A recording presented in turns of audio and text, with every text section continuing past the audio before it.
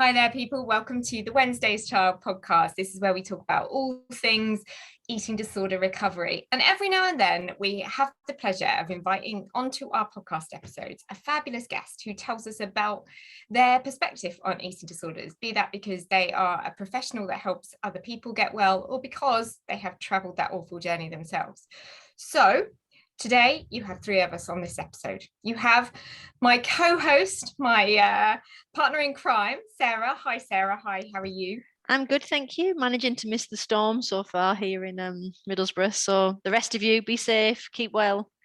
Absolutely. Good time to just kind of hunker down, be in your dressing gown, not doing any more exercise than you need to do, just treating yourself really kindly. Yeah.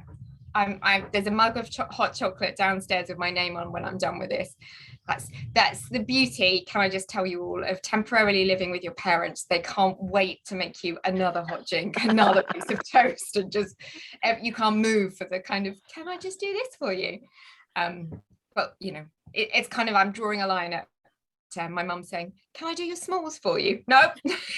I'm over 40, mother. I can do those myself, thank you very much. Exactly. But truly, I think she enjoys it. Anyway, okay, moving on. And after talking about my smalls, joining our podcast today is Pippa, who is going to tell us all about her recovery. It's Pippa Matthews. And Sarah and I have met Pippa some time ago, and we just couldn't wait to bring her on this podcast and have her as a guest to tell her story, because I don't know about you, Sarah, but I think you'll agree, we were in awe, weren't we, of her recovery journey and how she articulated it to us. Oh, without doubt. You seem to bring such spirit and kind of joy to such an unjoyful subject, Pippa. It's just so lovely to listen to. So thank you for joining us today. It's just fantastic. Thanks so much for having me. Oh, you're welcome. So tell us a little bit about yourself, Pippa. You are in consulting and you live in London.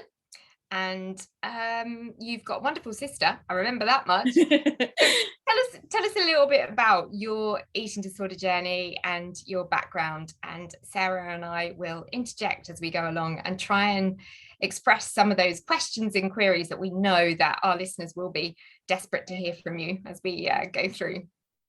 Yeah, thanks Zoe and Sarah, and thanks again for having me. I have two sisters, so I grew up in a wonderful family, and actually before we start, I just have to say my family have been amazing throughout my whole journey, and I genuinely wouldn't be where I am without them. So I do feel very privileged and very grateful to have had the support of them behind me throughout the whole journey, which is something I know not everyone has.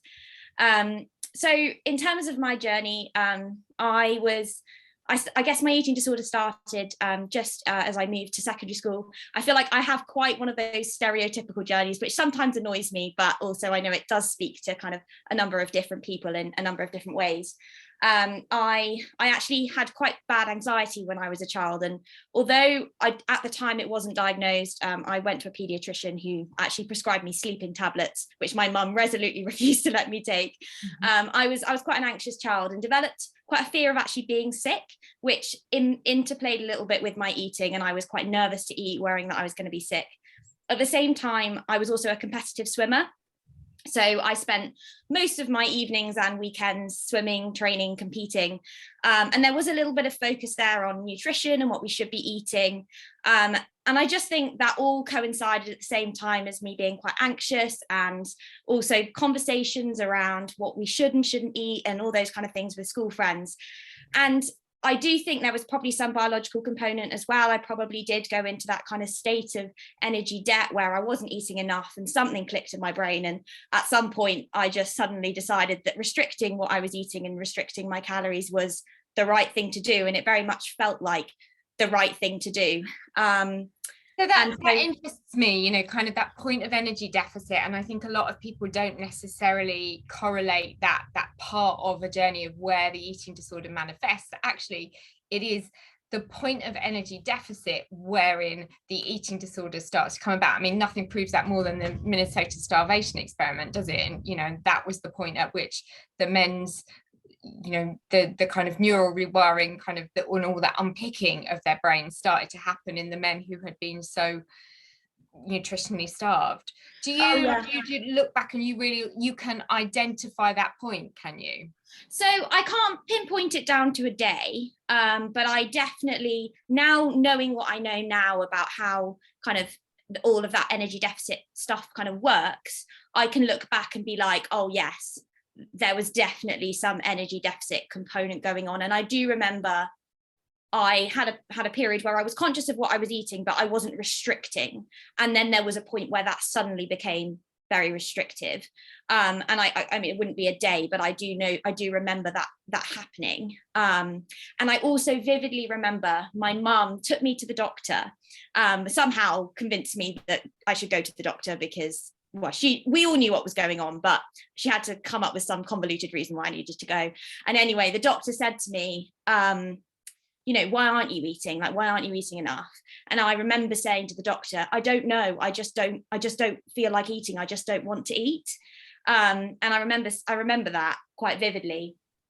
So I think that there must have been that. But at the time, and for several years beyond that, I had no concept of this more biological component of eating disorders. I didn't know it. It was only kind of towards the later stages of my recovery that I've come to kind of that level of understanding that there is something really important about that nutritional rehabilitation that is essential if you want to recover.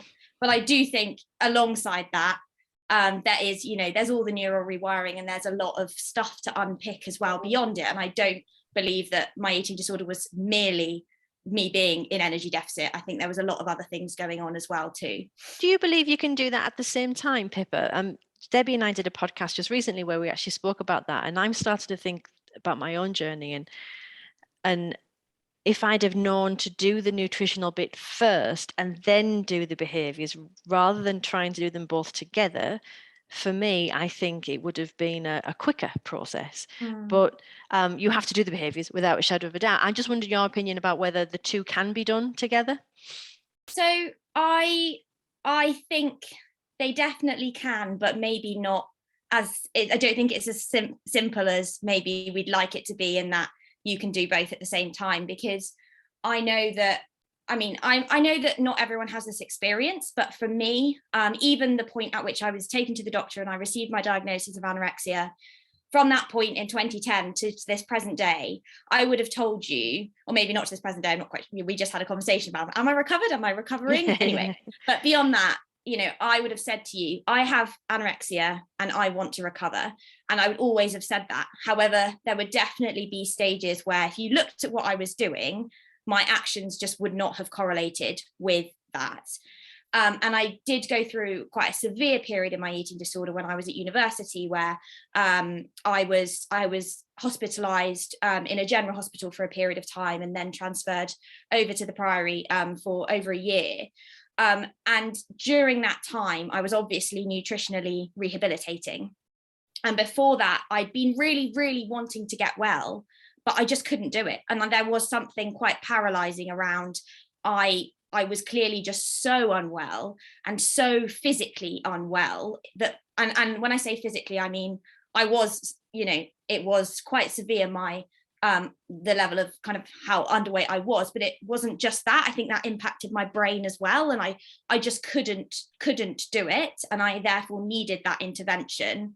And then it was only once I got to a point actually much further down the line than you might expect, that actually I was able to start taking that ownership for myself and actually start with the kind of the more neural rewiring part of stuff. So I think towards the end of the journey, 100% it is possible, but I do think there are times where you really do need that kind of intervention to just get that person out of that really severe acute stage in order that they can really, I think that's a really powerful admission, and I could really feel it when you said I couldn't do it. I could not do it, because I think the thing that we find so hard in the work that we try to do with parents and carers is that really helping them understand that that person you love really cannot. So when you are saying to them, it is as simple as sit there and eat that, there is everything inside you that might have that fight. And when you are having those moments of clarity and conversation with that parent or that loved one and saying, but I genuinely desperately want to be well and I'm really going to do it this time. It isn't that you are trying to deceive and humiliate anybody or just deny the extent of the problem. You really are genuinely quite committed to being well, or very committed. But there is you talk about paralysis, and I think that's right. I think it is a paralysis, this huge barrier that just makes that person too bloody poorly, just too poorly to get even out of the starting blocks. And I'm sure, Sarah, I mean, it's interesting actually to me that, Pippa talks about being almost kind of quite a typical, white girl, school girl, gets eating disorder, that kind of perfect family, perfectionist, that yada, yada, yada. You, on the other hand, were a career woman at the time, doing a really, really senior job. You'd got a husband who loved you. You'd got a daughter who needed you and adored you. You've got great family. You've got so much. Now, other people would say in exactly the same way, why did the paralysis catch you? Why could you not say, I know I'm going to lose this job. I know they're going to boot me out of this very, very senior position if I don't get a grip on this. I think for me, I've spoke about the fog a lot, haven't I? And for me, the fog was so thick, I didn't see that. I felt I was invincible. It was almost as if my eating disorder had captured me in a way that was making me feel superhuman. If I kept doing this thing that nobody else can survive, like I can survive on 25 kilometer run a day, and then this tiny amount of calories, but I can. And it was that fog that didn't allow me to see the severity of the situation, that even when I lost my job, I still, in my head, I was like, it was just for a time period, not a problem. They'll have it back. It won't be an issue. So it wasn't until I started to get angry, and I think that anger came from that fog starting to lift and me going, oh, crikey. Hang on a minute. I am at home and I don't have my money is running out, and I have got a mortgage still to pay, and my daughter's 10, and it was once that fog started to go up a little bit and I started to see the reality of the situation, that's when panic started to set in, and that's when I got angry. I got angry that whatever this was had let me get into this total mess. But at the time, I was invincible. Yeah, I actually, as you say that, Sarah, I definitely remember like the same. I think, although obviously I was in a different stage, but when I look back on, even though, I mean, I've deleted most of them now, but when I look back on the pictures of myself when I was in that really bad state, I mean, it's obvious quite how unwell I was. And I knew, like I said, I knew I was unwell, but the severity of how unwell I was, I had no idea. I thought, oh yeah, I'm not very well, but it'll be fine. And people kind of try, and maybe there's fearmongering that goes around and people are like, this is going to impact your fertility, blah, blah, blah, blah. I knew that. But I just didn't really, I think it was it's the eating disorder trying to basically just block you. I think I had no emotion. I just was like, it was just this block that I knew I was a bit ill, but I just couldn't see quite how severe it was and quite what it was doing to my life, quite what it was doing to the people around me. It was just, you're just kind of in your eating disorder. At that stage, I definitely was very much just in my eating disorder. And that was all the world that I could have as well. And I think when you're young, a long-term impact of something doesn't really seem to acknowledge with you when you're younger. When I was teaching, we used to do like behavior management and all that stuff. They used to say, if you find a group of kids smoking at the back of the school, don't say to them, right, stop smoking, because when you're older, you'll die. Say to them something on the lines of, stop smoking, because if you keep doing that, you won't be able to afford to go to the cinema on Saturday. And like making it so that it's really recognizable as to the impact now. If you do this, if you keep doing this serious action, the impact on you now as opposed to in the future. Because when you're 13, if someone's saying to you, well, you won't be fertile, what does it actually mean to a 13-year-old? Vice versa, for me, I had my child. So when people started saying to me, well, your menopause will start soon, I was like, oh, well, I've got kids. And it's not until that fog clears that you go, hang on a minute, this is really serious. Being a woman and not being fertile. This is seriously serious. But But yeah, it's really interesting how actually it's often very, very similar, regardless whether you're young or older. It's the same battle and that same fog. And you talked briefly there about ending up being inpatient, and actually I'd forgotten that part of your story was quite the extent of, you know, the duration that you ended up being in hospital. Was that for one uninterrupted period, or did you have periods where you got very close to being discharged and then found it more difficult? No, so I did have a briefer period of inpatient when I was a teenager. So I was taken out of school, and then I was doing my GCSEs, did my GCSEs at home, went back to school, did a little bit of A levels, and then got unwell again and ended up in hospital for my A levels.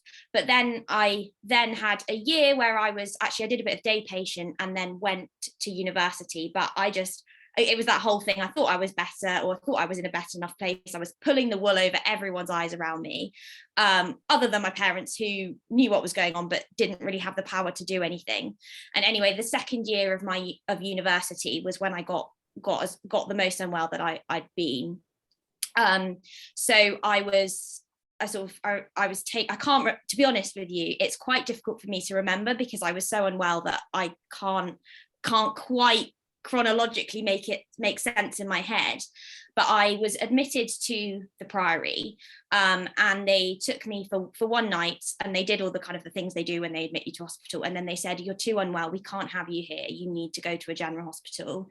And from that moment on, I can't remember anything for about a couple of weeks. And then I was then nutritionally rehabilitated there for a little while until I was medically stable, and then I was taken back to the Priory, and that was when it was over a year that I was in the Priory for, and actually, I mean, at the very beginning of that, it kind of comes back to what we were just talking about, in that I said to people when I kind of was in the general hospital, and I was like, how did this happen? How on earth did I get this unwell? I'll never ever let this happen again. I just have to get better. But then if you then said that to me when I was back in the Priory, I was very resistant at first, and I just couldn't. It was, again, I couldn't do it. I just wanted to, but there was something in me. Whenever the food came at me, I would be like, no. And so it took a while, I think.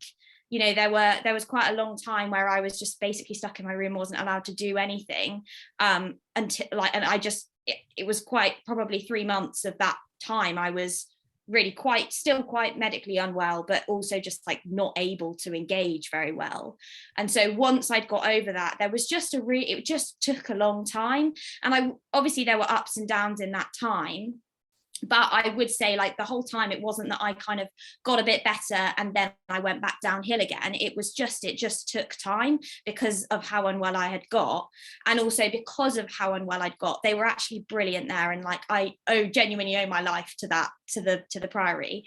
But they also were like, we're not going to discharge you at, you know, at a point at which you could, within a couple of months, end up back here again. We want to get you as close to that healthy zone as we can, because that's going to be much more sustainable. And they did have that knowledge, which I know I'm very privileged that was something that they were able to do for me, because I know a lot of people come into treatment and then as soon as they're like, okay, you're at X BMI now, you can go.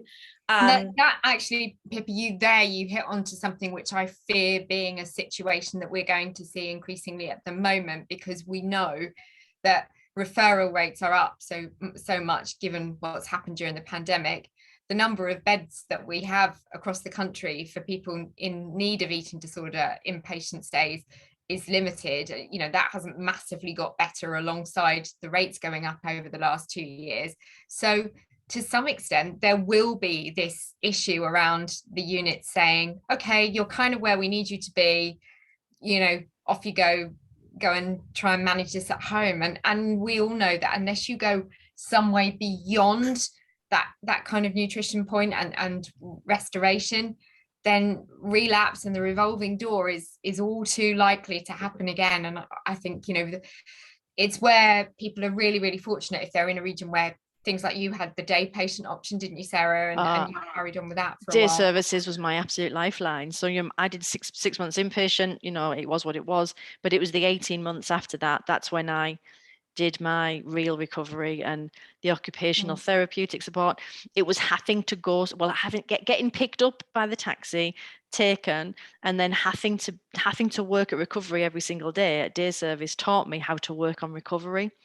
And if I'd have been a community patient where they just came to you once a week, I wouldn't have had, and I hate to say, but the excuse to work on recovery, because at that point, the eating disorder didn't want me to do it.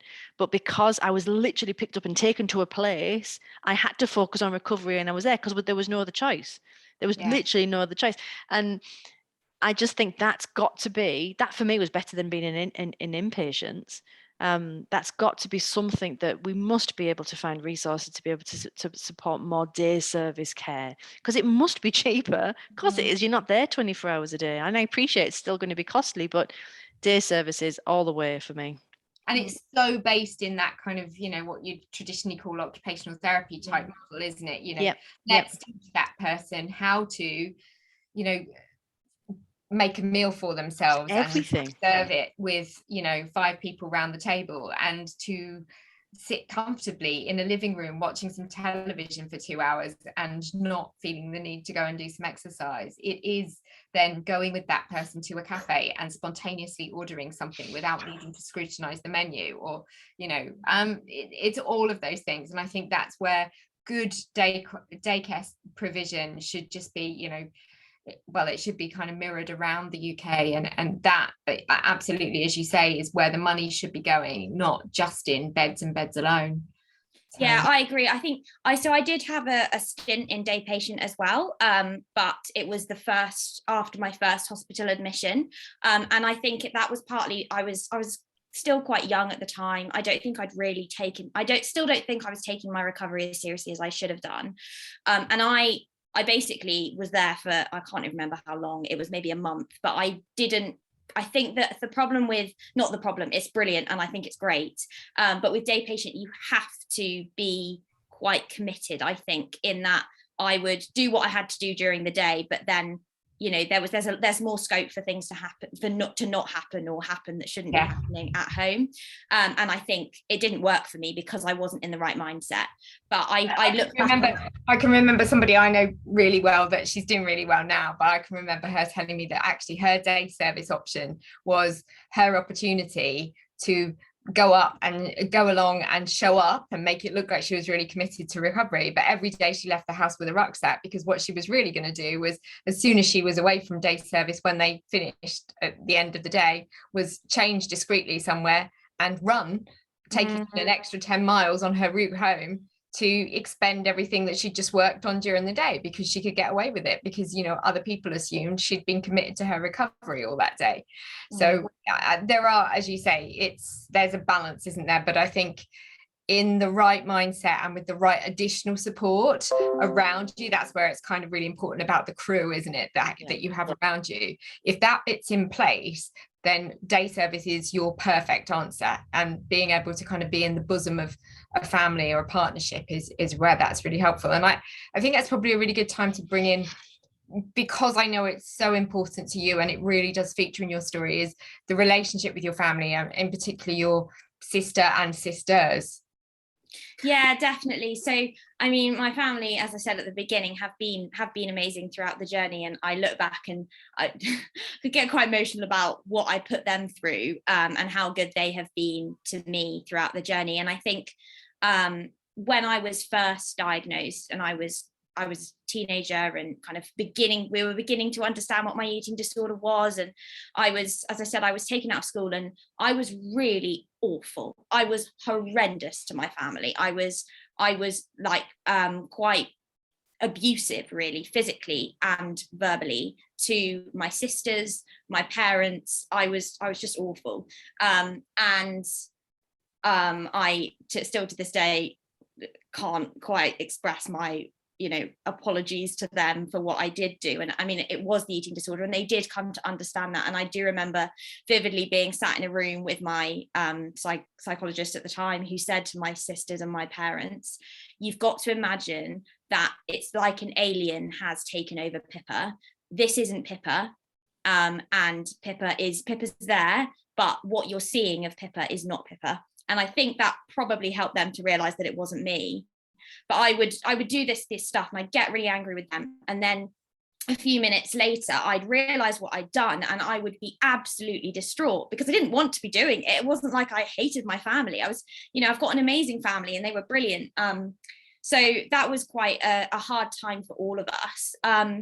But then I think, and then obviously there was hospital admissions, etc., and throughout university, and my family were amazing actually when I was in inpatient as well. I was, they came and visited me. My dad, when I was in the general hospital, was by the context of this is I was also in a hospital that was miles and miles and miles away, like 2.5 hour drive from my house, because that was the only place where there was a bed at the time. And my dad came every single day and was by my bedside by 8 o'clock in the morning every single day. So I feel very strongly like grateful to them for that. But it also has been, there's been other things, sorry, I could go on about this for ages, but there's been other things that have been really hard for my family. Like I was supposed to be a bridesmaid to my older sister's wedding, and I wasn't allowed to go because I was too unwell in the hospital. And that was something that was hard for all of us. And I missed my little sister's baptism and missed her 18th birthday. There's been a lot that I've missed out on, and it feels worse. I feel for them as opposed to for my own self, if that makes sense. But I think just on that, sorry, just kind of interjecting, it just made me think you must have experienced COVID through a very different prism in some ways, almost reflecting at different points during the lockdown when you were hearing those stories of people that couldn't go to those special occasions or couldn't do certain things that were happening in other parts of the country because people couldn't access loved ones.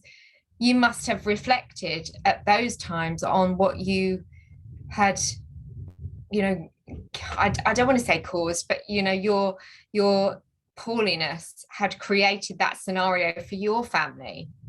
Oh yeah, definitely. COVID, we'll come on to it in a minute. COVID was a really good time for me actually in terms of my recovery, but it did, I think one of the things so there was a period of time when I was in hospital and all of those things, I was not allowed to go out. I wasn't allowed to see anyone because they were worried about my immune system and things. I literally was confined to a room and wasn't allowed to, I couldn't get off my bed. I wasn't allowed, apart from to go to the loo. There was a period of time where I couldn't move anyway.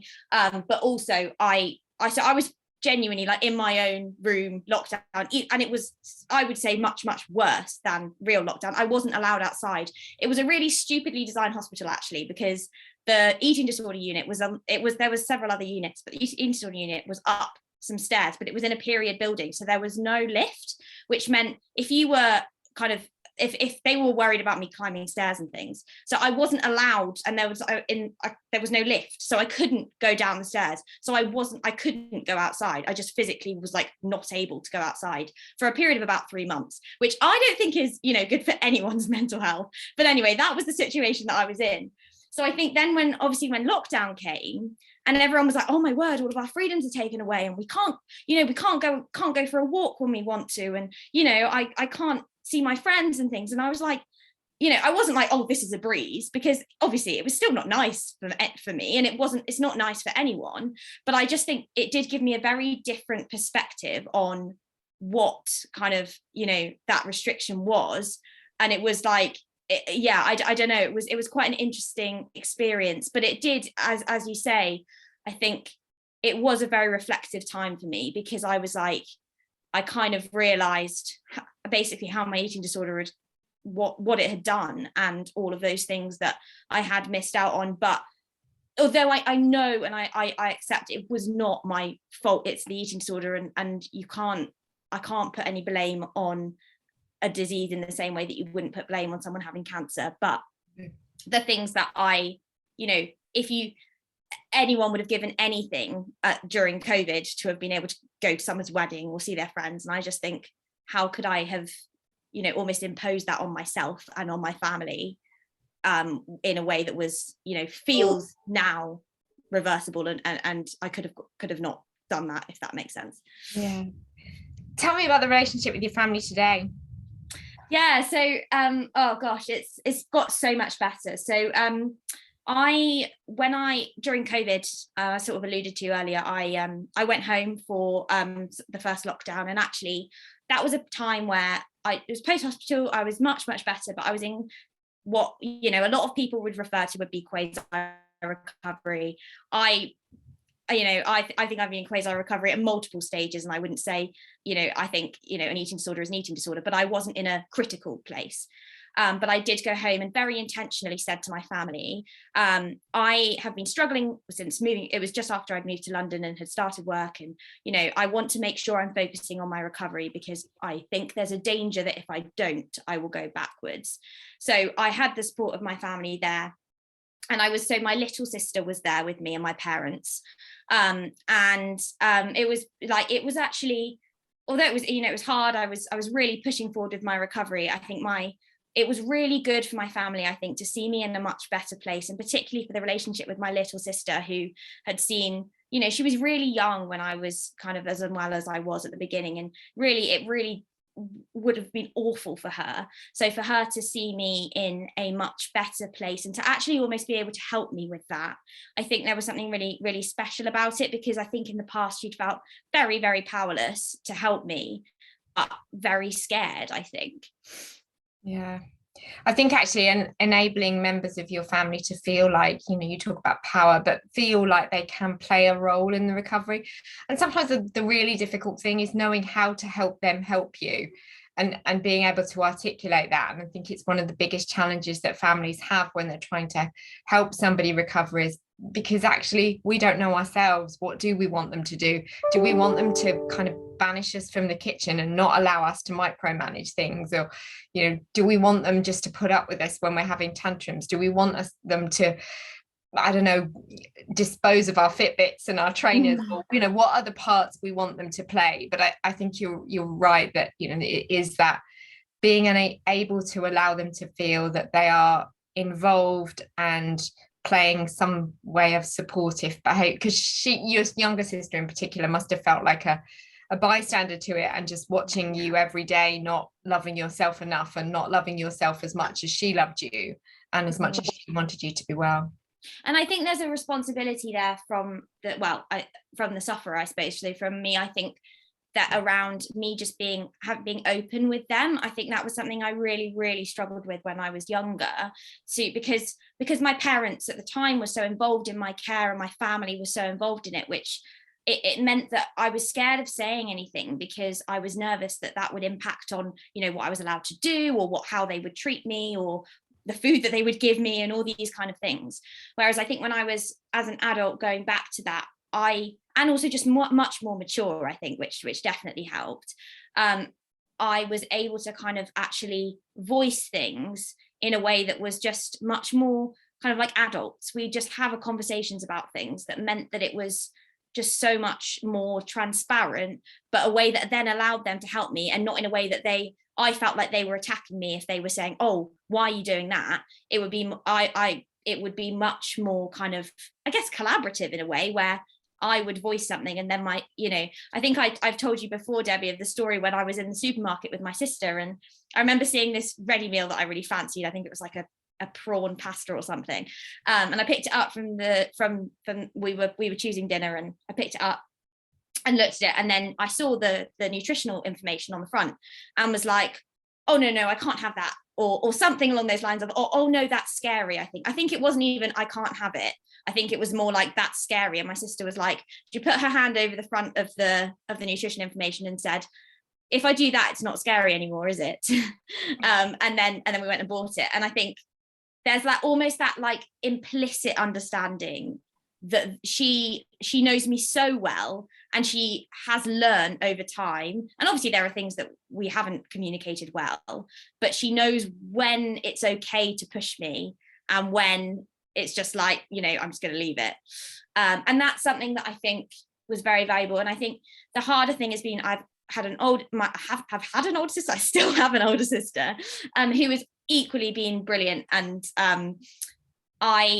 because she wasn't there, she wasn't living with us, she's married and has her own family and things, so we've had to relearn that, I think. And she was she's 2 years older than me, so when I was at home and going through that, and then she got married, as I said, while I was in hospital, and lots of things have happened kind of very separately. So we've had to relearn how to be sisters basically since I've been well, and we have learned that well. And she's just had a baby, and it's been so nice being so involved in that. But it's definitely taken, it has been like a relearning thing, because in the past she took such a caring role, or actually had to care for my little sister while my mum was looking after me. So it's been quite an interesting journey for my whole family. And I'm also must say this is only my perspective on it, and my sisters might think something completely different to me. So this is just kind of from my view anyway. Oh, well, congratulations on being an auntie. It's the best job ever. I love it. It is, absolutely. Oh, absolutely. Wow. It's so inspiring to hear you talk in such a way about your recovery, and to be kind of really honest about how it's been for you, and also kind of where you are at today, and how you feel about recovery going forward. And we talked before about how you feel that this is something that you'll keep working at, and it's not just a kind of celebrate, forget about it, and say you never have to kind of think about it again. But you do feel now you are well beyond that period of kind of stuckness, procrastination. You feel fully committed to continuing to stay recovered. Yeah, definitely. And I do think there's a definite consciousness to the recovery that I hope that one day, this will just be, this will be a memory that I have to be aware of, because I know my vulnerability, but equally that this is something that I can say I have, I don't struggle with any kind of food related thought or anything like that. And I do truly believe that there is hope for that complete full recovery. But equally, I do feel now I 100% am in the best place that I have ever been in. And I think the thing that I have to be aware of now is becoming complacent. I think, I don't fear, and of course I'm not saying it could never ever happen, but I don't fear being back in that really, really critical acute stage of my disorder, because I think I am beyond that. But I do think there's a danger, and I have seen it happen to me where I take my eye off the ball, and I just become a bit stagnant, and I just let things slip a bit. And I think I don't want to be, battling thoughts for the rest of my life. And that's where the kind of the conscious keep chipping away at those tiny little things at the end, so that you can get there and you can experience that completely full freedom that I truly believe is possible. And it's just a very different stage in the journey to where, what we have been talking about, but it's just as important, I think. And I don't think you can, an eating disorder is an eating disorder, whether or not you're, at a very critical acute stage of your disorder, or whether or not you are, much further down the line, but there's still niggles there.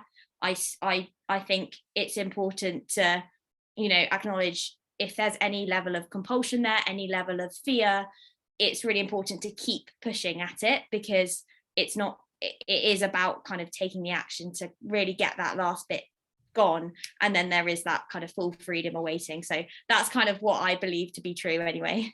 And I think it's a bit like a muscle that needs to continuous training, doesn't it? It needs you to keep working on that muscle of recovery, to just ensure that it becomes habitual, rather than the bit that you always have to kind of make some effort over. Yeah, definitely.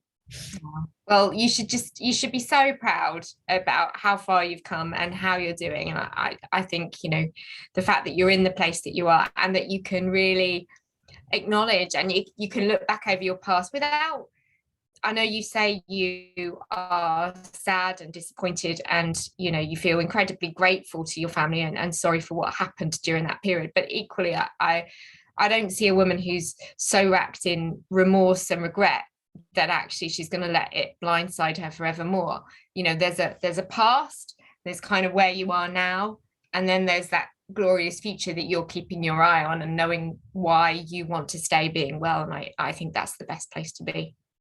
Yeah, definitely. I think I can learn from what I've been through, but I can't go back and change the past, but what I can do is make the most of kind of where I have come from and where I am now, and the opportunities that I have now. And so yeah, just gotta make up for that lost time and get on with living my life now. Absolutely. And just by being on this podcast today, I guarantee there will be some people that have listened right now and thought, that's what I want to do. I want to emulate that. I want to, if she can do that, I can do that. And you will never know. And I often think that about when Sarah and I have the conversations on the podcast, you just don't know who's listening, who you've helped in, and does it even matter? But I absolutely guarantee you've put it out there in the universe, and today in somebody's headphones somewhere in the world, they will be listening to your story and thinking, yeah, you know what, I am going to get on with this. I am going to do this. I am going to get recovery. Oh, I hope so. And like, that is, 100% what the message I want to get out there. Like, I'm not some, and I know Debbie, Sarah, you would say the same, I'm not some unicorn or someone that's like extra special powers or whatever. Believe me, if you saw my life, you would know that's definitely not the case. And it is just, if it's that kind of, if I can do it, so can you. It's just, it is, anyone can recover, and it's hard. It's really, really hard. But yeah, I just hope that people have had, and it's a little bit of inspiration by listening to this, and can know that they can do it too. Oh, thank you so much for joining us today, Pippa. Really, really appreciate it. It's been lovely. It's been really nice chat to Pippa, hasn't it, Sarah? It's just great to hear her journey. I like getting guests on. We need more guests. And also, I just sit and listen. It's like Jack and Ori story time for me. This isn't work. This is just me listening. Sitting on the carpet with your legs crossed, are you? I might as well be. I just went into a total and utter daze there, just listening to that lovely voice and that wonderful story. So thank you so much. Listeners, just be assured that we didn't let Sarah kind of suck her thumb and drop off the corner of the carpet. So she was sitting attentively throughout that podcast. I was, promise. if similarly, if you feel you've been on a recovery journey and you want to do as Pippa has done and share that story with us, or you've got another reason that you feel you'd really like to talk on an episode of the Wednesday's Child podcast, then please get in touch. And I am sure in the not too distant future, we will be welcoming Pippa back again to ask her just to spend a little bit more time with us so we can sit listening like Jack and Ori all over again.